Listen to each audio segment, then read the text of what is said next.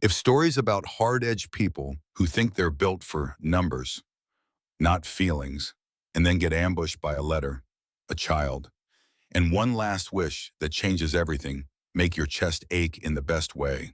Stay with this one until the very end.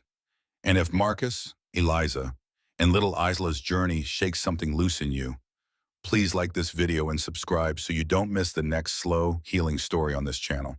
Monday in Manhattan always sounded the same.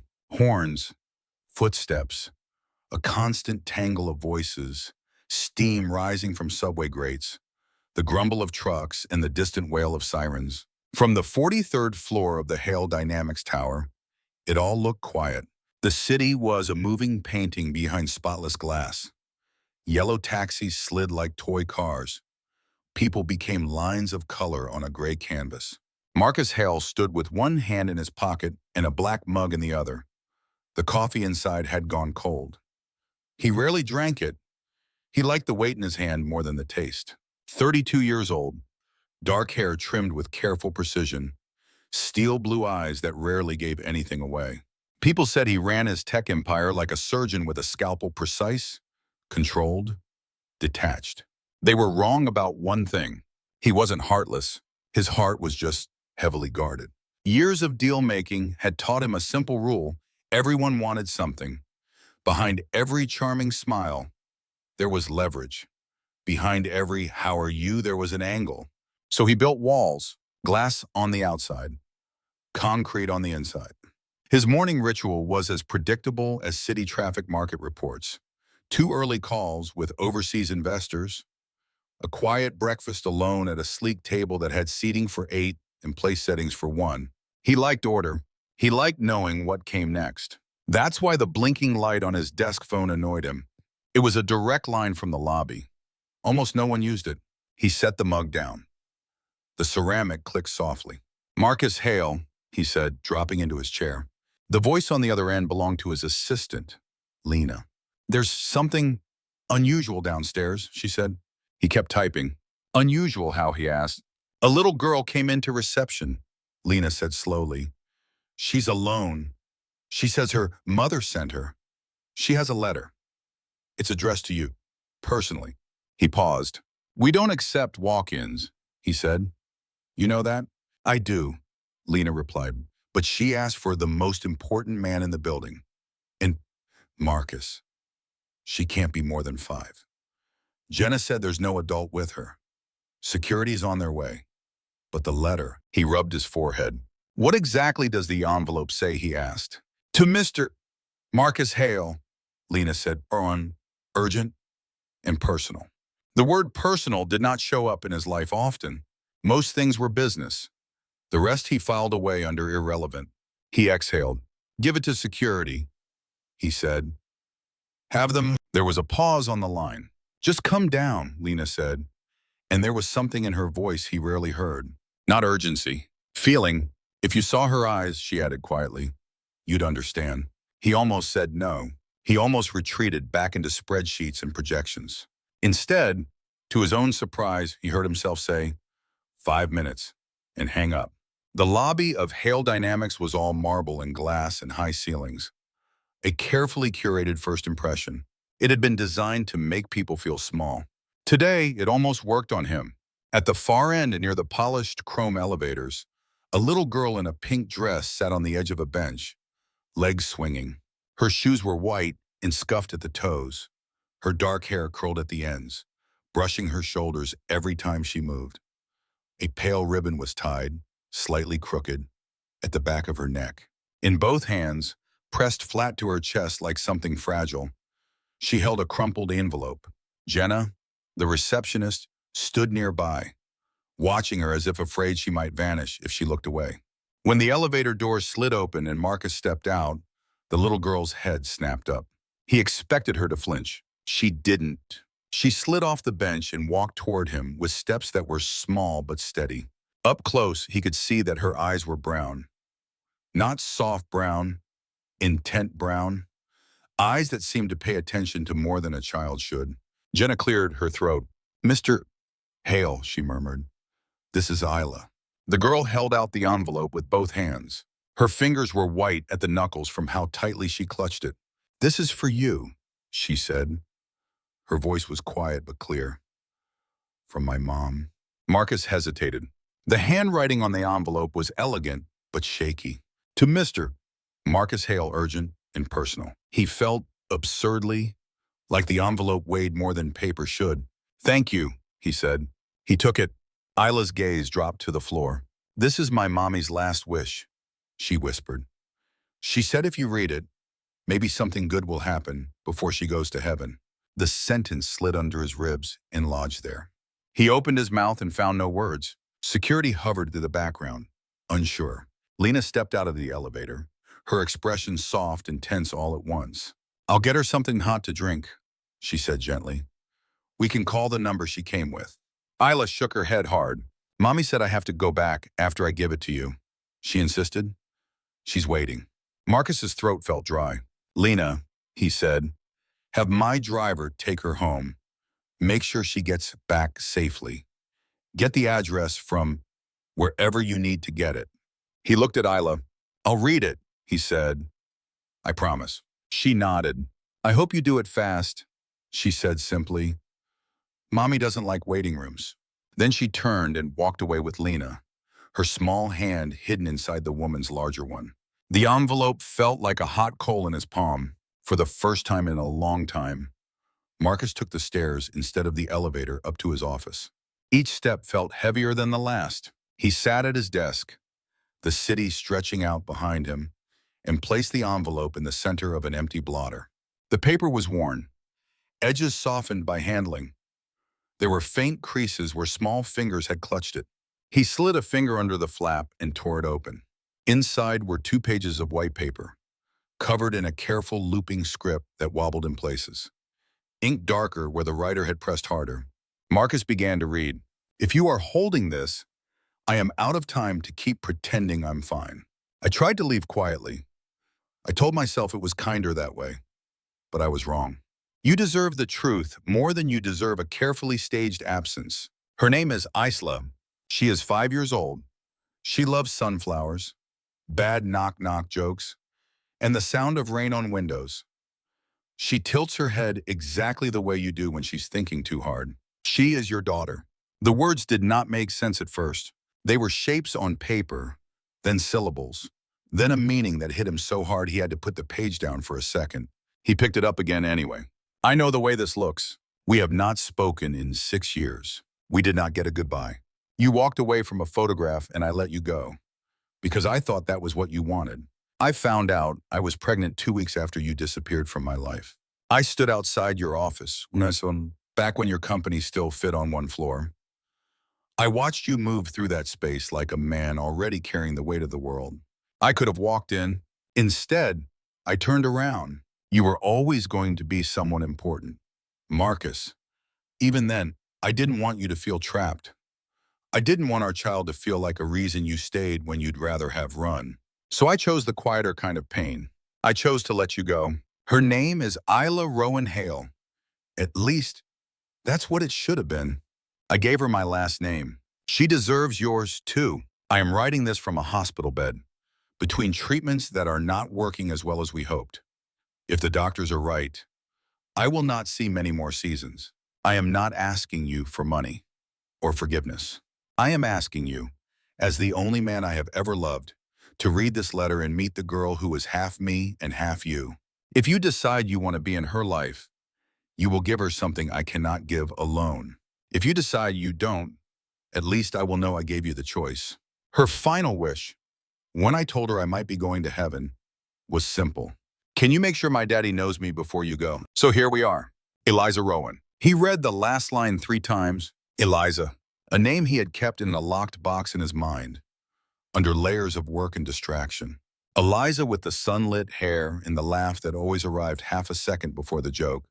Eliza who had once leaned out of a dorm window, hair blowing in the wind, shouting, "If you don't stop checking your email and kiss me, I'm leaving you for someone with a soul." Eliza who had been there for his first product launch, his first investor meltdown, his first night in an empty luxury apartment. Eliza who had vanished from his life after a single devastating photograph. He still remembered it. An email from an anonymous sender. No message, no subject line, just an attached image, Eliza with her arms around a man he didn't know, cheek pressed to his, both of them laughing. He had never asked. He had never called. He had seen the picture, swallowed his anger, and decided that was the cost of vulnerability. She hadn't chased him. He told himself that meant she'd chosen the other life. Now, 6 years later, her handwriting shook on the page, and the little girl who had stood in his lobby with serious eyes and a pink dress suddenly became something else entirely. Not a disruption, not a charity case. Maybe. He stood and crossed the room in 3 long steps, pressing his hand flat against the cool glass. Far below, the city churned on. Inside, something shifted. Not loudly, not dramatically. Just one small crack in a wall that had stood too long. The next morning, he asked Lena to bring Isla back.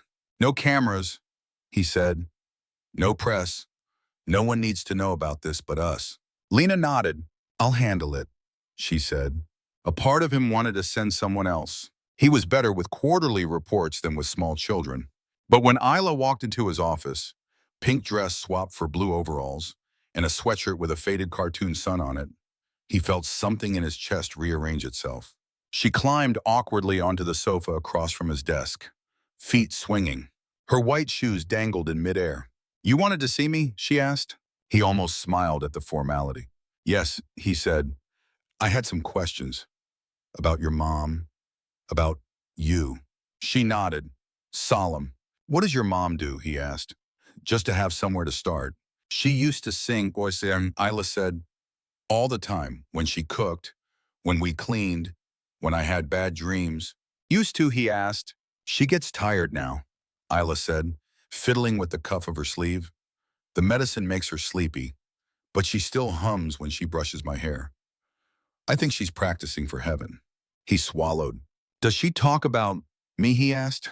Isla nodded. She said you were good at math and bad at feelings, Isla reported, and that you like your coffee black but only drink half of it. His head snapped up. How does she? She used to watch you think, Isla said. In college. I asked her how she knew you loved her. She said it was the way you looked at her when you thought no one was looking back. She shrugged, as if this was all perfectly ordinary. He stared at her. She tilted her head. It was a small movement. Barely there, tall, but he had seen it every morning in the mirror. That exact angle. His chest tightened. Do you like sunflowers? She asked suddenly. He blinked. I don't know, he said. You should, she said seriously. We're a sunflower family. He almost laughed, but the sound got stuck behind the ache in his throat. When she left, led gently out by Lena, he sat alone with the silence. Logically, he knew what to do next. He called a doctor he trusted. I need a paternity test, he said. Discreet, quiet. This doesn't touch the company. It doesn't touch the press. He set the phone down and stared at the spot where Isla had been swinging her feet. Logic was one thing. The way his chest had reacted when she smiled just off center, a tiny dimple appearing in her left cheek, was something else entirely. St. Augustine Medical Center stood on the east side, all glass and clean lines. But what hit Marcus when he walked through the doors was not the architecture. It was the quiet, not the polished hush of executive hallways, but the thick, padded kind that comes from footsteps softened by fear and fatigue. Room 614. He stopped outside the door. For a moment, his hand hovered over the handle. He thought about turning around. He thought about walking back into the world he understood, where numbers lined up and problems could be solved with money and strategy. Then he pushed the door open. The room was washed in afternoon light. A monitor murmured softly beside the bed. There was a vase of sunflowers on the windowsill, petals like small suns against the glass. And on the bed, propped up against a slope of white pillows, lay Eliza. Her hair, once a cascade of gold, was shorter now, curling near her jawline. The illness had carved its mark into the hollows of her cheeks. But her eyes were exactly the same, blue, bright, and far too knowing. When they met his, she smiled. You're taller, she rasped. He stood there, frozen. I didn't know where else to go. he said, and the honesty surprised him. She shifted, wincing, and he hurried to adjust the pillows. Their hands brushed. It was like touching a ghost and realizing it was still warm. "I'm sorry," she said, looking down at the blanket. "I never wanted you to find out like this." "Then why did you send her?" he asked quietly. "Why now?" "Because I'm dying," she said, as if it were a simple fact and not a wrecking ball. Because hiding it stopped feeling like protection and started feeling like theft. Her fingers twisted in the sheet. "I didn't tell you back then because you were about to launch your company." She continued, "You had this whole future laid out. Investors, plans. I was a girl with a shaky portfolio and a heartbeat that skipped whenever you walked into a room. I didn't want to be a derailment. I thought staying silent was the sacrificial, grown-up thing to do." His jaw clenched. "You think I wouldn't have chosen you?" he asked. "Chosen her? You didn't choose to stay when one anonymous picture showed up," she said, not unkindly. "You saw me hugging a friend, decided it was more than that, and walked away without a word." He flinched. She was right. He had made assumptions. He had been hurt. He had retreated, telling himself he was just being efficient.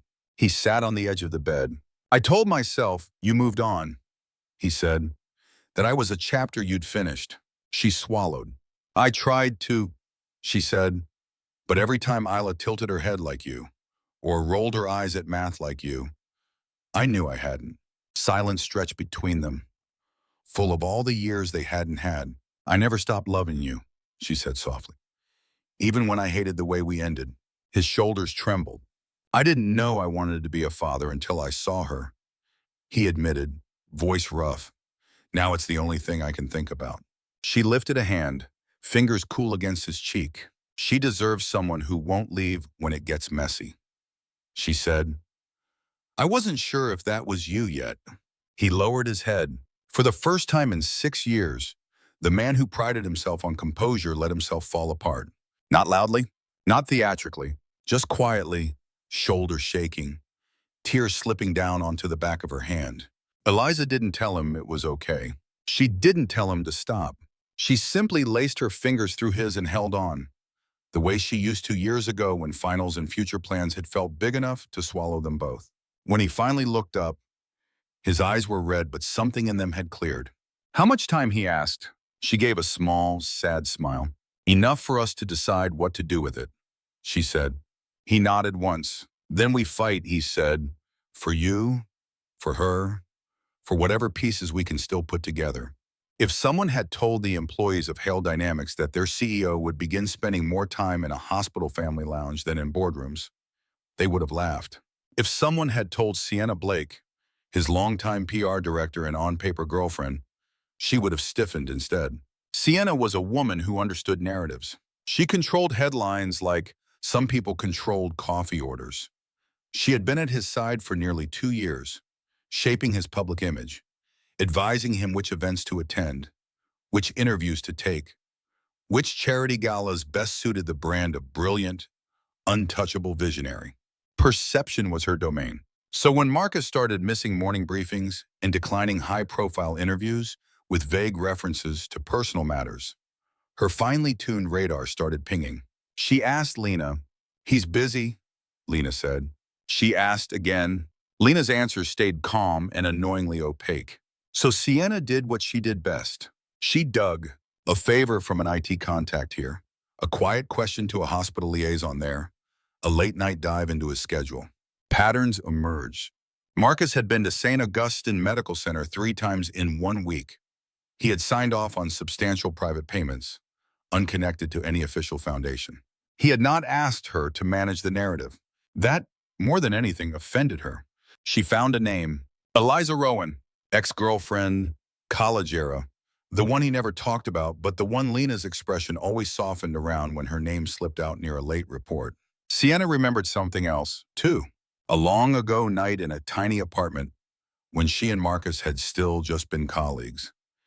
He'd left his laptop open on the coffee table, a browser window with an email half-finished.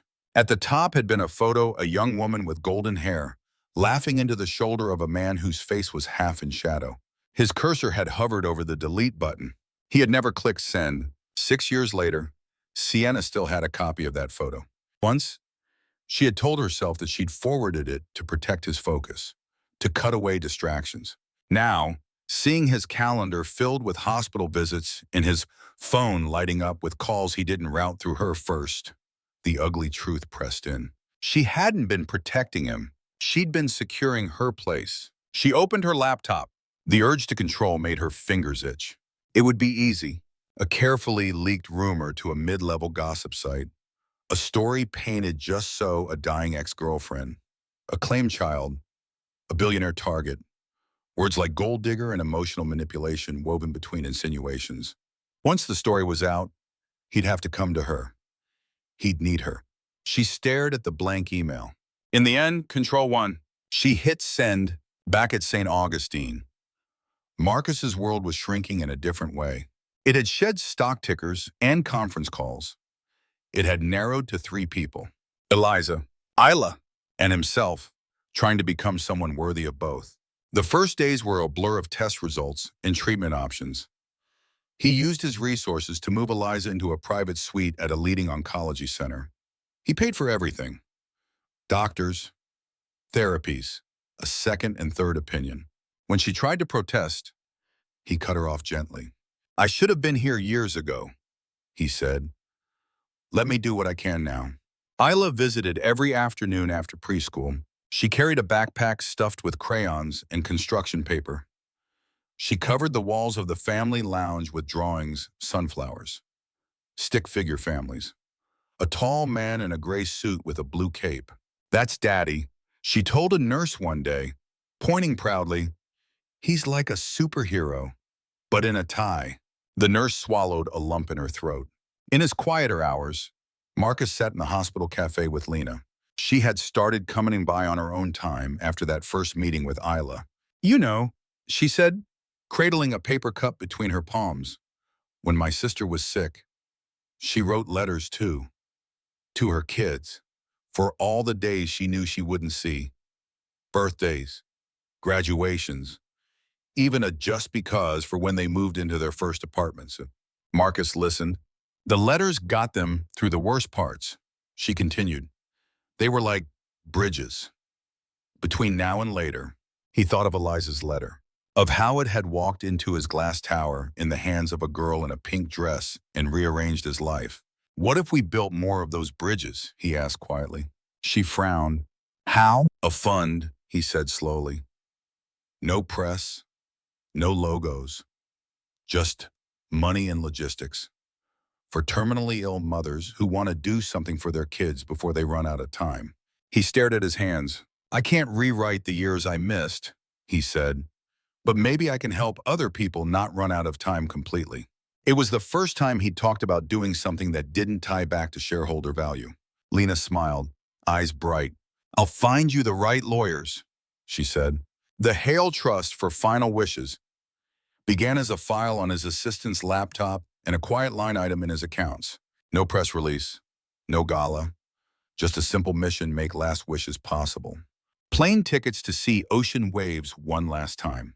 Recording studio time for a mom who wanted to leave a song. Hand-delivered letters, like the one that had walked into his lobby and found him. The lab called 2 weeks later. The paternity test results were ready. An ordinary envelope, unremarkable, sat on his desk. He stared at it for a long time. He didn't know which possibility scared him more, that the paper would tell him he'd been wrong to hope, or that it would confirm what his heart already suspected, and nothing would ever be the same. He sliced the envelope open. Probability of paternity, my 9%. He read the line once, twice. There it was, not as a wish or a what if or a maybe. As fact, he drove straight to the hospital. Isla was in the lounge, lying on her stomach on the playroom rug, coloring a new picture. Her legs bent at the knees, socks kicking in the air. Kicking in, he sank to his knees beside her. She looked up. You look weird, she observed. Like when people on TV are about to cry, but don't want to. He smiled, something trembling behind it. I got some paperwork today, he said, from some very boring people in very white coats. Yuck, she said. It told me something. He continued, and something important. She waited. It said, "You're my dog," he said. Not maybe. Not probably. Definitely. She stared at him. Then she dropped her crayon and threw herself into his arms with such force he nearly fell backward. He held on to her like he'd been falling for years and only just found ground. The test results slipped from his fingers and fluttered to the floor. Psychologically, he knew numbers mattered. Emotionally, he realized they were just catching up. Outside the lounge window, the gray clouds thinned. A shaft of sunlight broke through, landing right where Isla's hair spilled across his shoulder. Soft brown strands glinted gold at the edges. He closed his eyes. He did not feel like a CEO. He felt like a father. And for the first time in a very long time, he didn't want to be anywhere else. The gossip broke on a Wednesday. Lena placed a printout on his desk without preamble. "You need to see this," she said. He scanned the headline. "Billionaire tech CEO targeted by dying ex-woman claims he's her child's father." The article was littered with phrases that rose off the page like poison. Gold digger, last con, emotional leverage.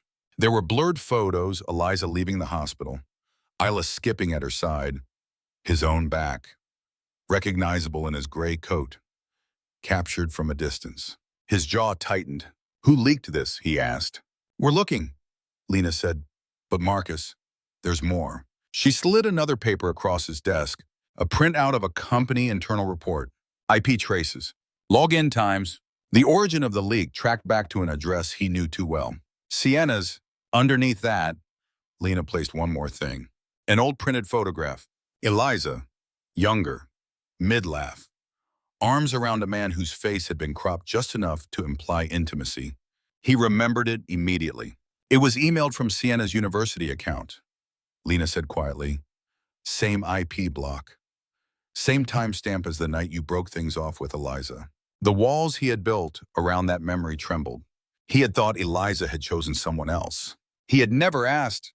He had never considered that someone in his own orbit might have wanted that outcome.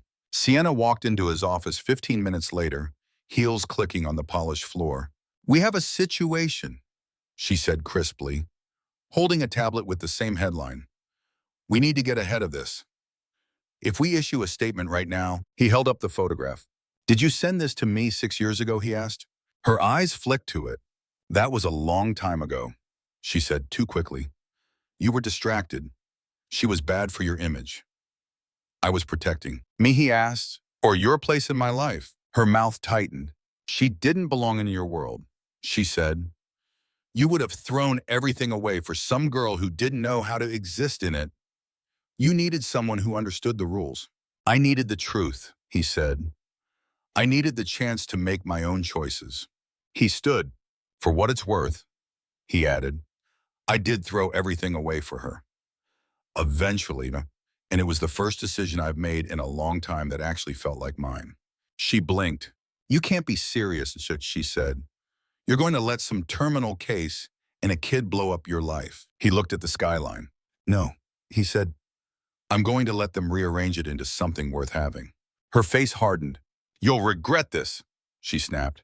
"You're fired," he said quietly, effective immediately. "You don't have the authority to—" He almost laughed. "That's the one thing I do have," he said. The internal investigation that followed confirmed everything. The leak traced back to Sienna's apartment. The old photo, sent with no context, had been taken at a student recital where Eliza's friend, who later came out as gay, had hugged her goodbye. An innocent moment, manipulated into a weapon. For once, Marcus didn't hide behind lawyers and publicists. He called a press conference himself. He stood behind a simple podium, no flashy backdrop, no corporate logo, cameras aimed at his face. "I'm not going to comment on gossip," he said. "Here's what is true. Years ago, I made decisions based on partial information and fear. Those decisions hurt people I care about. Recently, someone I loved has come back into my life under circumstances no one would choose. She is fighting for hers. The child you've seen in stolen photos is my daughter. I will do everything in my power to show up for them, regardless of how it plays in headlines." He paused. "I won't apologize for being late," he added. "Only for the years I chose to stay behind walls instead of showing up." And the clip went viral. Common sections, which had once reduced him to stone-hearted billionaire, began using different words. Human, honest, finally real. He didn't read most of it. The only reactions that mattered waited in a quiet hospital room. The new treatment plan was not a miracle. It didn't erase cancer. It didn't rewind time. But slowly, in small increments, Eliza's color returned. Her appetite edged back. The thin line between her brows relaxed a little more each day. The doctors used phrases like cautiously optimistic. Eliza used smaller ones. Hungry, she would say. Less tired. Not as scared. When she was stable enough, they moved her into a rented apartment a few blocks from the hospital. It was small by Manhattan standards, but the windows let in morning light, and there was just enough room for a second-hand sofa, a chipped dining table, and a wall Isla promptly claimed for her art. Mornings began to look different.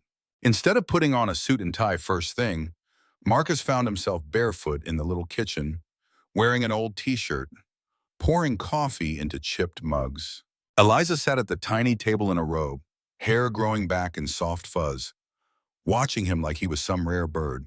You know, this is the first time I've seen you cook anything more complex than takeout reheating, she said one morning as he flipped pancakes that came out vaguely circular. Don't get used to it, he said. The novelty may wear off. From the living room, Isla's voice piped up. Daddy, you missed a spot, she called. That pancake doesn't have chocolate chips all the way to the edges. He eyed the pan. You are going to be hell on your future baristas, he muttered. Only the best for a sunflower family, Eliza said. Later that day, they walked to a park near the river. It wasn't the same one where they'd spent college afternoons, but it had a similar feel: trees, a worn bench, a patch of grass wide enough for a blanket. Isla insisted on bringing a kite shaped like a bird, even though the forecast promised only a gentle breeze. She ran in circles, letting the string out inch by inch, laughing as the kite fluttered behind her. On the bench, Eliza rested her head against Marcus's shoulder. I forgot what this felt like, she said quietly. What he asked? This, she said, was the fullness. Not just surviving it, but actually living. He reached into his jacket pocket. His heart beat too fast. He had never pictured himself as the man on one knee in a park with a little velvet box.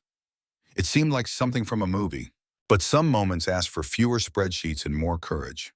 He slid off the bench and knelt in the grass in front of her. Her eyes widened.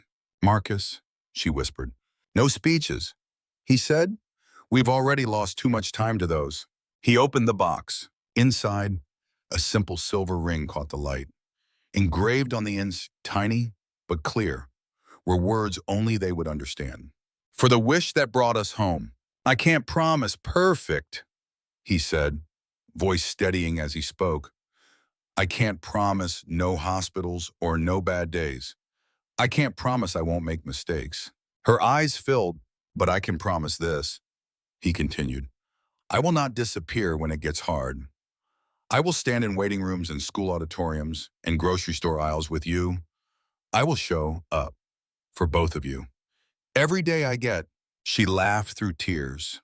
That's a lot of words for will you marry me, she said. Well, he said, I've always been more comfortable with long emails. She nodded. Yes, she said, obviously yes. From across the grass, Isla yelled. Mom, Dad, look. The bird is flying. They turned. The wind had picked up.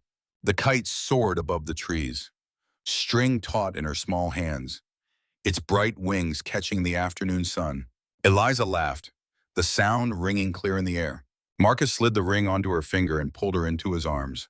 For a second, the years they'd lost faded. All that mattered was this breath, this promise, this second chance. Spring came with a softness the city rarely allowed. Cherry blossoms blurred the edges of streets. Outdoor cafes spilled onto sidewalks. The park near their apartment filled with kids and strollers and the occasional guitar. On a Saturday afternoon, the grass under the big maple tree was scattered with pink paper plates in cupcake wrappers. A banner hung crooked between two branches. Happy 6th birthday, Isla. She spun under it in a new yellow dress that flared when she twirled, bare feet kicking up little sprays of clover. You're going to make yourself dizzy, Marcus called. That's the point, she shouted back, and kept spinning. Nearby, children chased bubbles, shrieked over a magician's clumsy rabbit, and dove for candy in a piñata shaped like a sunflower. Eliza stood beside Marcus, her hand laced with his.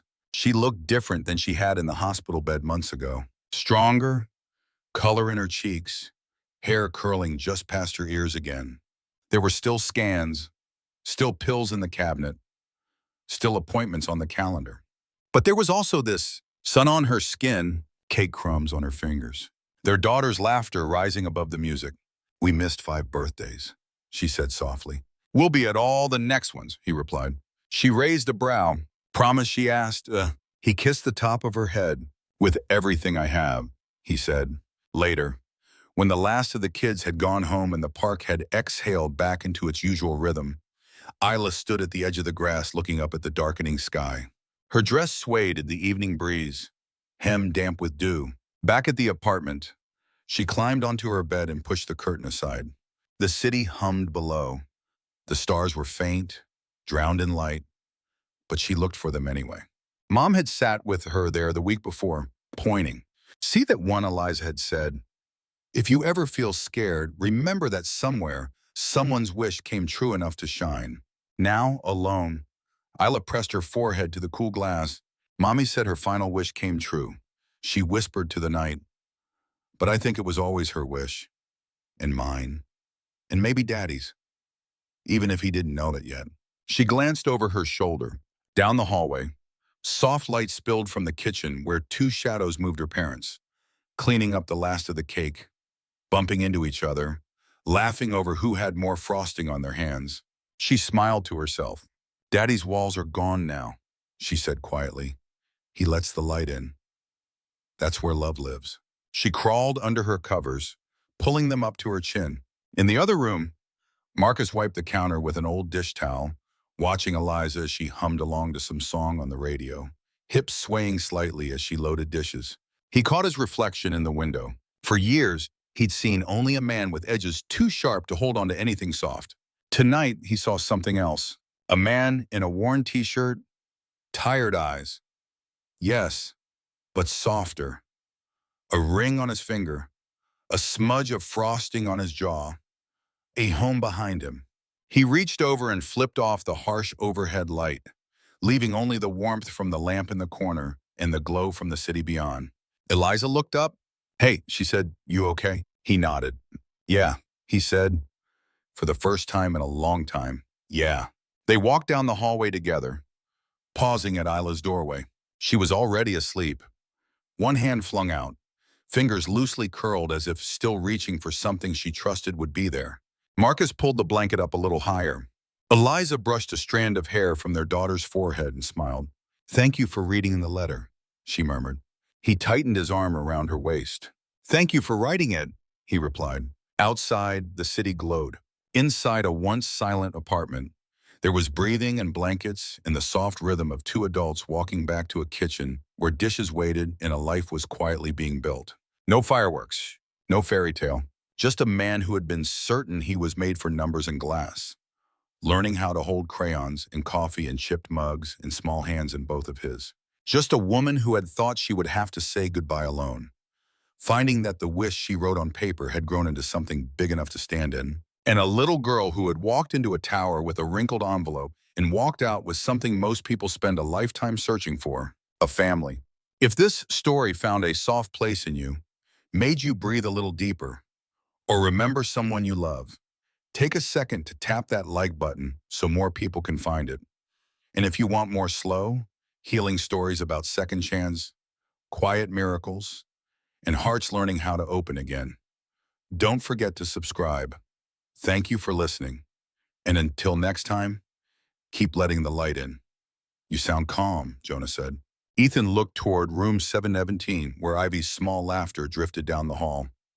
I already chose, Ethan whispered. Now I just get to know it. That afternoon, Ethan knelt in front of Ivy. He didn't talk about numbers. He didn't make her carry adult weight. He held out his hand. If you want, he said quietly, you can hold my hand when you're scared. Ivy's lips trembled. Then she slid her small hand into his. It fit, not perfectly. Nothing real ever did. But it fit enough. Mira watched from the bed, tears bright on her lashes. Ethan turned to her. His voice was low, steady, real. "I'm here," he said. Mira exhaled, and the sound was almost a prayer. Later, when Mira slept, Ethan opened the envelope and read Mira's words aloud to Ivy in the quiet of the room. "I was afraid. I am sorry. You were never a mistake. You never have to earn being held." Ethan's voice broke on the last line. He stopped. He breathed. Outside, Manhattan kept moving bright, loud, unforgiving. Inside, Ethan stayed, not because he could fix time, because he could finally stop running from love.